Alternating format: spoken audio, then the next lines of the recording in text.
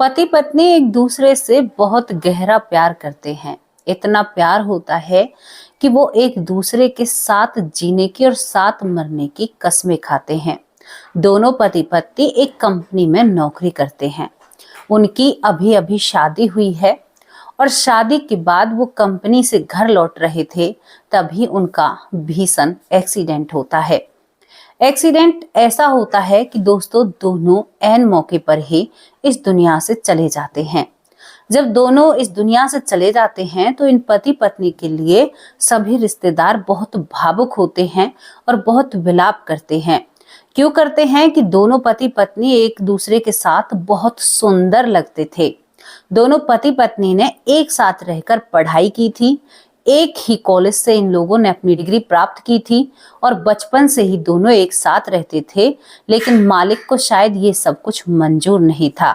लेकिन थमो अभी, दिमाग के घोड़े कम दौड़ाओ, क्योंकि मालिक को इनका साथ मंजूर भी था और शायद इनको एक नायाब खुशी देनी थी। वो खुशी कि जो ये साथ जीने मरने के वादे करते हैं, शायद भगवान उन वादों को पूरा करता है। सुनने में बातें लगती हैं कि मानो जैसे चमत्कार हुआ हो, मानो कहीं पर ये चीज होनी नहीं थी और कैसे हो गई। तो दोस्तों क्या तोहफा इनको भगवान ने दिया था, क्योंकि ये दूसरे जन्म में एक होते हैं और शादी भी करते हैं, लेकिन कैसे करते हैं और इनके साथ ऐसा क्यों हुआ, सभी को बहुत दुख होता है। आज एक पुनर्जन्म की घटना आप लोगों के सामने लेकर आई हूँ। अब लोग कहते हैं कि भारत में ही ये चीजें ज्यादा क्यों होती हैं। दोस्तों अभी मैंने एक महाराजा के ऊपर वीडियो बनाई थी, जहां पर उनके एक मंत्री होते हैं, वो वीडियो चल भी रही है। तो वहां पर उस वीडियो में जो मंत्री होता है उसे उसकी काम करने वाली जहर दे देती है। उसके बाद वो चला जाता है और अब वो फिलहाल उनका जन्म मुंबई में है और मुंबई में वो अब भी जिंदगी जी रहे हैं। और जब वो बचपन में पैदा हुए थे, अब उनकी उम्र करीबन ऐसी होगी 45 से 50 साल की उम्र उनकी हो चुकी है। तो वहां पर वो जाते हैं और कहते हैं कि मैं इन राजा का पूरी डिटेल आपको उस स्टोरी में मिल जाएगी। लेकिन उस पर अभी एक कमेंट पढ़कर मुझे बहुत हंसी आई, मैं आपको बताना चाहती हूँ। शायद आप भी उस कमेंट को जरूर पढ़ना। एक व्यक्ति पता नहीं मुझसे कह रहे हैं कि जब वो 1900 कुछ में उनकी घटना घटी थी, तो फिर अब आप क्यों इस घटना को अब बता रही हो। अब मैं उन भाई से क्या कहूँ, क्या मैं पीछे जाऊं या उस घटना को मेरे साथ आना होगा। मैंने तो आपको एक नॉर्मल सी जानकारी दी थी, लेकिन कोई बात नहीं, तरह तरह के लोग होते हैं। अब मैं क्या कह सकती हूँ, एक थोड़ी सी मुझे गुदगुदी सी हुई इस कमेंट को पढ़कर। तो मैंने सोचा अपने परिवार को बता दूं कि ऐसे भी हो जाता है कि भाई वो घटना जब घटी थी तो आप उसको अब क्यों बता रही हो। भाई मैं उसे अब इसलिए बता रही हूँ क्योंकि जो उस घटना से जुड़ा हुआ व्यक्ति है उसका नाम दीपक है। शायद मेमोरी पावर थोड़ी सी यूज कर रही हूँ। तो दीपक है और आज शायद वो मुंबई में अपनी जिंदगी गुजार रहे हैं। वो साक्ष्य है इस बात के, कहते हैं कि हाँ ये सत्य है। वो आज भी हर चीज को बखूबी सही सही बताते हैं। तो यहाँ पर दोस्तों अब इस कहानी की तरफ चलते हैं, जो प्रेम भरी कहानी होती है। बचपन का प्यार होता है, जवानी की दहलीज पर जाकर शादी होती है, लेकिन शादी पूरी नहीं हो पाती है। कहानी अमेरिका के न्यूयॉर्क सिटी की होती है, जहां पर दो बच्चे रहते हैं अड़ोस पड़ोस में, मतलब पड़ोसी रहते हैं, जिनमें से लड़की का नाम एलिशा होता है और लड़के का नाम जियान होता है। एलिशा और जियान बचपन से ही हैं और दोनों हम उम्र हैं। एलिशा जो होती है जियान से करीबन 1 या 8 महीने ही छोटी होगी। अब दोनों हम उम्र होते हैं तो घर वाले एक स्कूल में इन दोनों का एडमिशन कराते हैं। दोनों एक साथ खेलते हैं, एक साथ रहते हैं, एक साथ एक दूसरे को अपना खाना बांटते हैं, एक दूसरे के साथ खाना बांटते हैं या शेयर करते हैं, किसी भी तरह आप कह लो, एक ही बात पड़ती है।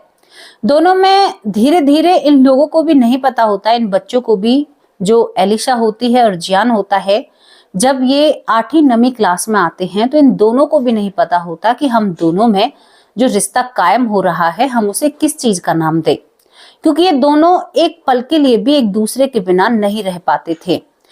मामला कुछ ऐसा था दोस्तों, ये बहुत पुरानी घटना है। मामला कुछ ऐसा होता है कि जियान के माँ बाप अगर घर से बाहर जाते हैं तो जियान को एलिशा के माँ बाप के पास छोड़कर जाया करते। ऐसा मामला चल रहा था, क्योंकि जो जियान होता है एलिशा से एक पल के लिए भी दूर नहीं रहता है। जब बच्चों की इतनी नजदीकी होती है तो एक ऐसा देश था अमेरिका, आप लोगों को पता है, वहां पर बहुत खुले विचारों के लोग रहते हैं। इसके बाद ये बच्चे और बड़े होते हैं और एक कॉलेज में पढ़ते हैं जो न्यूयॉर्क सिटी के ही अंदर आता है। वहां से बड़ी डिग्री प्राप्त करते हैं। दोस्तों वहां पर जब ये पढ़ते हैं तो दोनों एक दूसरे को प्रपोज करते हैं। हाथों में गुलाब होते हैं, कहते हैं कि क्या तुम मुझसे शादी करोगी। और यहाँ पर जो अमेरिका के रीति रिवाज हैं उन्हीं हिसाब से इन दोनों की शादी हो जाती है। चर्च में इन दोनों की शादी होती है। दोनों एक दूसरे को पाकर बहुत खुश थे और जिंदगी बहुत अच्छी थी, लेकिन अब अपना एक अलग घर बसाना था। कॉलेज की पढ़ाई पूरी हो चुकी थी। दोनों चाहते थे कि हम कहीं बाहर काम करें, अपनी जिंदगी को बेहतर बनाएं, उनके बाद हम बच्चे प्लान करेंगे। अब दोनों पति पत्नी एक कंपनी में अच्छी खासी नौकरी करने लगते हैं। दोनों साथ जाते हैं और साथ आते हैं। आप सोचकर देखिए वो पल कितना सुहाना होगा। कहते हैं ना कि सपनों की दुनिया, जो हम सपनों में सोचते हैं कि हम ऐसे रहेंगे और वो पूरा हो जाए, तो वो जो पल चलता रहता है ना, जो हमारा पूरा होता है, ख्वाब पूरा होता है, तो वो बहुत खुशी का पल होता है। अब दोनों पति पत्नी, जो जियान होता है और एलिशा होती है, दोनों पति पत्नी आ रहे थे कंपनी से नौकरी कर कर। और दोस्तों रास्ते में ये पैदल चल रहे थे। रास्ते में एक गाड़ी आती है, पुराना मॉडल था, बहुत पुरानी गाड़ी जो पहले हुआ करती थी। और उस गाड़ी में एक ऐसी व्यक्ति बैठा हुआ होता है जिसे शायद लोग साइको किलर भी कह रहे थे। उस व्यक्ति ने इन दोनों को देखकर गाड़ी को पीछे लिया और पीछे लेने के साथ साथ अपने गाड़ी को तेज रफ्तार में किया। ये दोनों समझ ही नहीं पाते हैं, जो जियान होता है और इसकी जो पत्नी होती है एलिसा, दोनों नहीं समझ पाते हैं कि ये व्यक्ति क्या करना चाहता है। और वो व्यक्ति जानबूझकर इनके ऊपर गाड़ी चढ़ा देता है। दोनों जने को गाड़ी चढ़ाता है और फिर गाड़ी को पीछे लेता है और फिर दोबारा चढ़ाता है। अब पता नहीं इस व्यक्ति की क्या दुश्मनी होती है। जब ये घटना होती है तो वहां पर पुलिस आती है एन मौके पर। एलिसा और जियान को जब उठाया जाता है तो उनके अंदर धड़कन नहीं थी। इस व्यक्ति को करीबन 3 दिन में अरेस्ट कर लिया जाता है। जब इस व्यक्ति की मानसिक हालत देखी जाती है तो ये व्यक्ति दिमागी रूप से ठीक नहीं था। ये साइको जैसा व्यक्ति था। इसको सलाखों के पीछे पहुंचाया जाता है। लेकिन जियान और एलिसा के माँ बाप बहुत ज्यादा, एलिसा के माँ बाप बहुत ज्यादा दुखी होते हैं, क्योंकि अभी बच्चों की शादी हुई थी और अभी ये सब कुछ हो गया। दोस्तों घर में एक भारी शोक होता है। शोक के साथ यहाँ पर एलिसा की जो माँ होती है वो बिल्कुल टूट जाती है। सोचती है कि मेरी बेटी के साथ क्या हुआ, ऐसा क्यों हुआ। यहाँ पर दूसरी तरफ जियान के परिवार वाले भी टूट जाते हैं, लेकिन दोनों एक दूसरे के पड़ोसी थे। दोस्तों एलिसा की एक भाई होता है, 2 भाई होते हैं। एलिसा का एक भाई होता है। वो भाई एलिसा से करीबन 12 साल छोटा होता है। एलिसा का भाई 12 साल छोटा होता है। अब यहाँ पर क्या होता है, जब ये परिवार चला जाता है तो माँ का जो बेटी वाला प्यार था वो बेटों पर आने लगता है। माँ अपनी बेटी एलिसा की तस्वीर देखकर या अखबार में उसकी फोटो छपी हुई थी उसे देखकर बहुत रोया करती थी। इनकी पूरी कहानी अखबार में छापी गई। इनके फोटो के साथ एक 2 पति पत्नी के साथ ऐसा हो गया और एक व्यक्ति ने जानबूझकर ऐसा किया है। सभी को बहुत भारी दुख होता है इस बात का। और इसके बाद जिंदगी जो आगे चलने लगती है, लेकिन एलिसा की जो माँ होती है वो अपनी बेटी को कहीं ना कहीं भुला नहीं पाई थी। दोस्तों एक और बात आपको बता दें, जो एलिसा होती है और जियान होता है वो दोनों अक्सर एक दूसरे के हाथ को हाथ में लेकर जब चर्च जाया करते तो दोनों एक दूसरे की कसम खाया करते और कहते कि हम दोनों एक साथ रहेंगे। तो शायद कहीं ना कहीं भगवान ने उनकी बात सुनी और वो दोनों एक साथ ही इस दुनिया से जाते हैं। इसके बाद दोस्तों क्या होता है कि माँ जब बेटी को नहीं भूल पाती है, धीरे धीरे वक्त निकलता है, माँ अपने बड़े बेटे की शादी करती है और बड़े बेटे के बाद छोटे बेटा भी बहुत जवान हो जाता है। धीरे धीरे वक्त का पता नहीं चलता और छोटा बेटा इतना जवान हो जाता है, करीबन छोटे बेटे की बहुत ज्यादा उम्र हो जाती है और बड़े बेटे के कई बच्चे होते हैं। वो अपना घर परिवार अलग बसा चुका था। यहाँ आपको मैं बता रही हूँ एलिसा के परिवार के बारे में। अब मैं क्यों बता रही हूँ, क्योंकि जो एलिसा का छोटा भाई होता है, जब उसकी शादी होती है और शादी के बाद एलिसा के छोटे भाई की पत्नी जब गर्भवती होती है, तब तक एलिसा को इस दुनिया से गए हुए 20 साल हो चुके थे। 20 साल एलिसा इस दुनिया से जा चुकी थी, 20 साल वक्त निकल चुका था। एलिसा की माँ अब भी जीवित थी और अपनी बेटी को बहुत याद किया करती, बहुत ही ज्यादा। आज उसे आंखों से कम दिखने लगा है, लेकिन फिर भी वो अपने छोटे बेटे के पास रह रही थी, उसकी पत्नी के पास रह रही थी। दोस्तों, यहाँ पर जब एलिसा का छोटा भाई की पत्नी जब गर्भवती होती है तो यहाँ पर वो एक लड़की को जन्म देती है। बड़ा भाई अलग हो चुका है, छोटा भाई रह रहा है, परिवार का मामला था।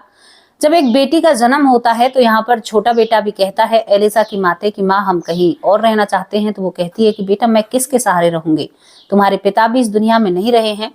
अब यहाँ पर जब हॉस्पिटल में एलिसा की भाभी एक बच्ची को जन्म देती है, खूबसूरत सी बच्ची को, तो यहाँ पर एलिसा की माँ जब उस बच्ची को देखने के लिए जाती है तो उसकी आंखें भर आती हैं। जिसे कम दिखाई देता था उसने कम दिखते हुए भी कहा कि ये तो बिल्कुल हूबहू एलिसा की तरह की है। ऐसी ही एलिसा थी और एलिसा के कुछ फोटो होते हैं। तो माँ दोबारा घर आती है, घर से उन फोटो को ले जाती है और एलिसा के चेहरे से मैच करती है। तो वो कहती है कि बेटा ऐसा कैसे हो सकता है, ये तो बिल्कुल तुम्हारी बहन की तरह की है। तो यहाँ पर वो देखकर कहती है, जो एलिसा की भाभी होती है, कि कोई बात नहीं, हमारे घर का मेंबर घर में ही आ चुका है, बस यही सब कुछ होता है। अब यहाँ पर जो एलिसा की भाभी पर लड़की हुई है उसका नाम ये लोग सोफिया रखते हैं। सोफिया नाम से इस लड़की का नामकरण होता है और ये लड़की बड़ी होने लगती है। दूसरी ही तरफ यहाँ पर जो जियान होता है, जियान का अपने ही परिवार के एक रिश्तेदार के घर में जन्म होता है। और यहाँ पर ताज्जुब की बात आपको बताऊं, जिस दिन एलिसा का जन्म हुआ था जो सूफिया के रूप में थी, उसी दिन जियान का जन्म होता है। जियान का अब की बार नाम होता है एथन, और एथन नाम इसका रखा गया था और एलिसा का नाम सूफिया रखा जाता है। यानी इन दोनों का दूसरा जन्म हो चुका था और दोनों का आसपास ही दूसरा जन्म होता है। एक तरफ सूफिया बड़ी हो रही थी, दूसरी तरफ एथन बड़ा हो रहा था।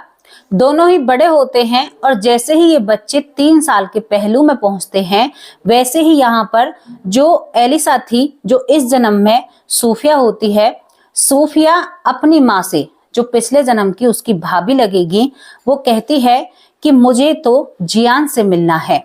अब ये बात सुनकर जो यहाँ पर एलिसा की माँ होती है, यानी सूफिया की दादी, वो सुनकर हैरान हो जाती है और कहती है कि बेटा तुम क्या कह रहे हो। तो यहाँ पर सूफिया कहती है कि माँ मुझे जियान से मिलना है और मुझे जियान से बात करनी है।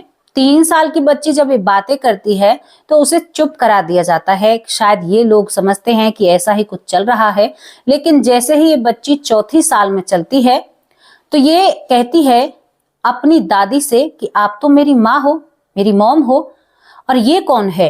मतलब ये अपनी माँ से ही, अपनी मम्मी से ही कहने लगती है कि ये कौन है, और अपनी दादी से कह रही है कि ये महिला हमारे घर में कौन आई है।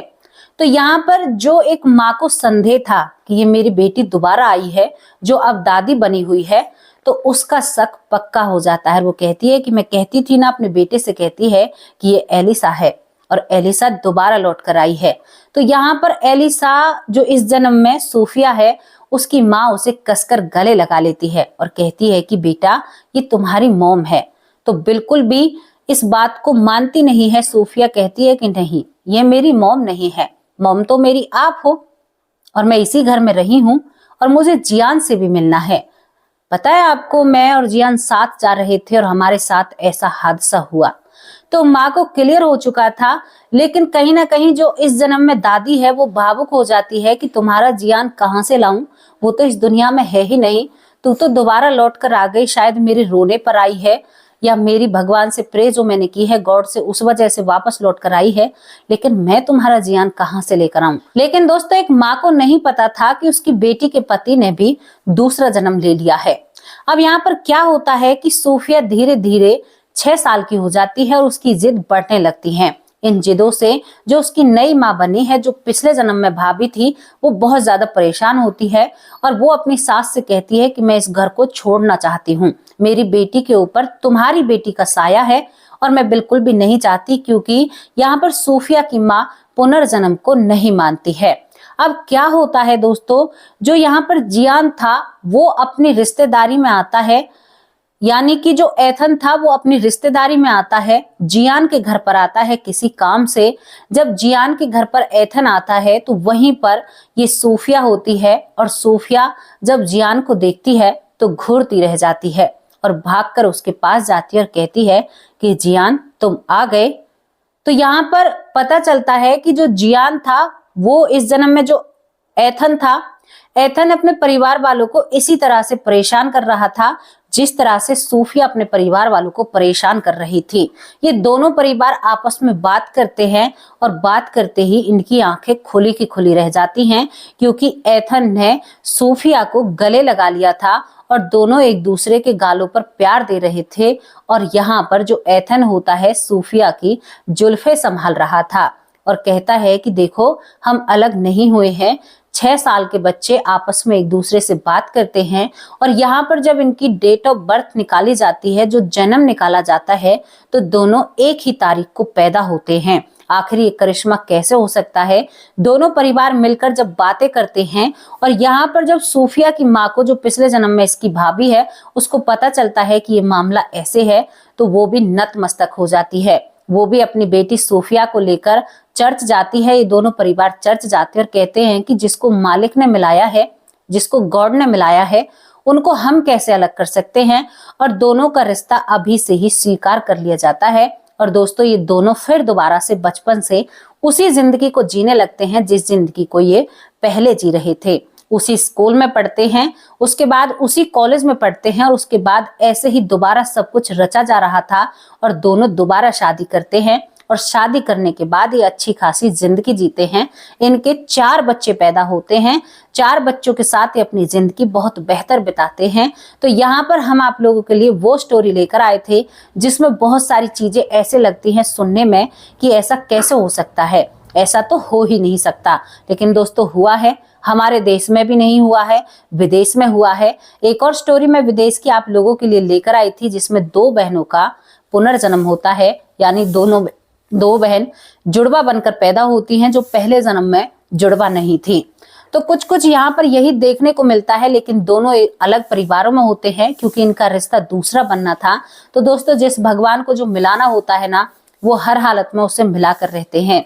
ये हमारे कर्मों के हिसाब से सिद्ध होता है कि हम कैसे कर्म करेंगे और कैसे हमारी जिंदगी बनेगी। आप सोच कर देखिए कि विदेश में भी वही सब कुछ चल रहा है जो हमारे यहाँ पर चल रहा है। 80 के दशक की स्टोरी होती है और ये दोनों पति पत्नी बहुत अच्छी जिंदगी बिताते हैं। तो ये स्टोरी आपको कैसी लगी?